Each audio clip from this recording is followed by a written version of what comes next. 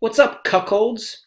JJ back here. This time to give you a free play for Friday, May 3rd. It's going to be the Brewers versus the Mets. Brandon Woodruff versus Steven Matz. Seeing the line right now, Brewers minus 125.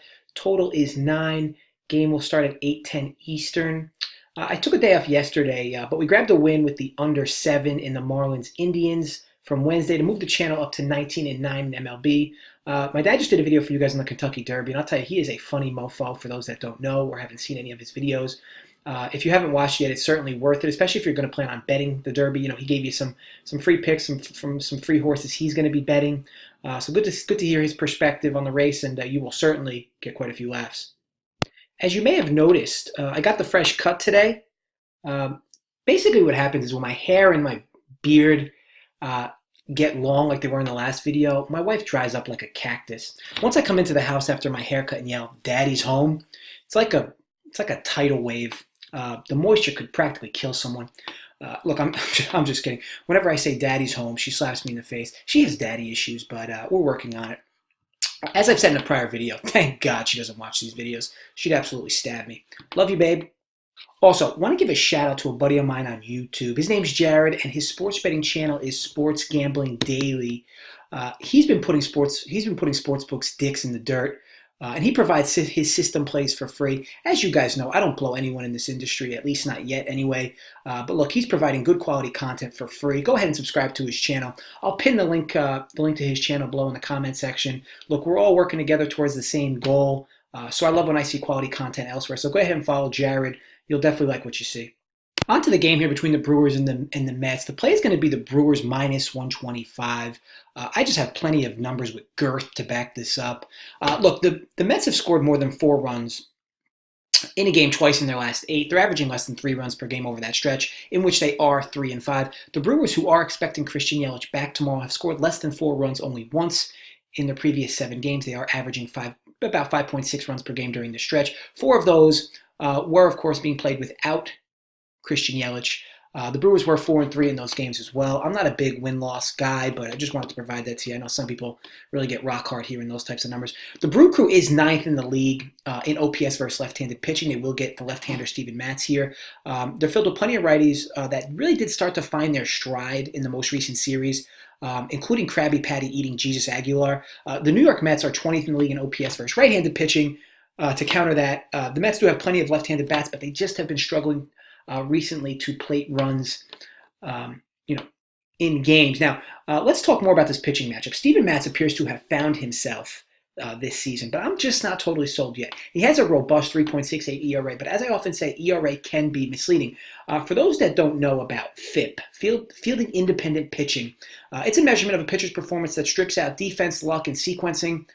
FIP is a better indicator of how a pitcher performs versus ERA. I use FIP against ERA to often determine how lucky or unlucky a pitcher has been to date. FIP basically removes the factors that a pitcher cannot control, hence why it is better than ERA for projecting future starts for a said pitcher. Steven Matz, his ERA is 3.68, but his FIP is over a run higher at 4.72. Every game this year, if you tracked his starts on ERA, per game basis, every start, his FIP was actually higher than his ERA except for one. The one it wasn't was the game that he didn't even record an out in, where his ERA was technically infinite. Let's also chat on the elephant in the room. Steven Matz's home road splits. He started 3 games at home and 3 on the road. At home, his ERA is 1.5. On the road, it's 7.15. Now, I know I usually tell you guys don't religiously follow ERA. As if it's Bible, but I mean, the difference there is just eye-popping. Clearly, something is happening on the road, and even last year, his ERA was nearly a run higher than it was at home. So clearly, we have at minimum a pitcher who has been a bit lucky to date. Now let's talk Brandon Woodruff. Contrary to Matz, Woodruff's numbers indicate he's been rather unlucky to start the year. His ERA is 5.17, but his FIP is 3.6. It's about a run and a half lower and over a run lower than Steven Matz's FIP. On a per-game basis, if you'd looked at Woodruff's 4 starts and his ERA in all of them, he had a lower FIP in 4 of those 6 starts. One of the ones where he had a higher FIP was against the Mets, where his FIP was still only 1.92. Matz's FIP against the Brewers recently as well was 3.83. Now, just a quick note on FIP. There are people who also like to use XFIP, which is just projected home run rate versus actual home run rate. People like xFIP more just because you can get a little more better statistics there as it relates to home runs. But again, I use FIP. But again, I can understand the argument for why people like xFIP. As far as once this goes into the bullpen, we know about the Brewers' struggles to date, but their arms are just way too good to pitch this poor forever. And of course, Josh Hader is just unreal as their closer. Despite their struggles, the Mets still have despite the Brewers' bullpen struggles, the Mets still have an even worse ERA than them. Third worst in baseball, actually sitting at 5.37. Outside of Edwin Diaz, this bullpen is a complete dumpster fire. So to quickly recap, we have the better lineup tomorrow night, with or without Christian Yelich. Based on the pitching matchup. But again, I would expect that he plays. A lineup that will throw plenty of right-handed bats at Steven Matz. And based on FIP, we have the better pitcher in Brandon Woodruff as well. The Brewers are plating runs recently, while the Mets are just not.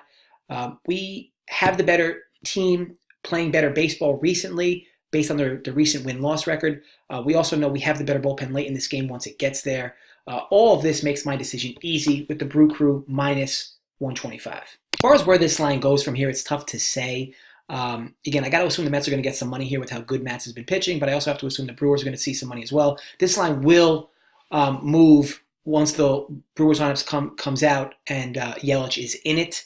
So expect that to happen as well. Again, I expect him to play. He may not, but either way, I still like the Brewers here at minus 125. As always, thank you for watching. If you enjoyed the video, give it a thumbs up. If you did not enjoy the video, you can suck my nuts. Outside of that, feel free to drop comments below. I love interacting with you guys. Love chatting back and forth. I always love learning, who you're going to play or who your leans are. If you have any questions for me as well, always feel free to drop them below. Don't be shy. Love the comments. I will be back with another video tomorrow. So again, thanks again for watching, and I'll be back soon.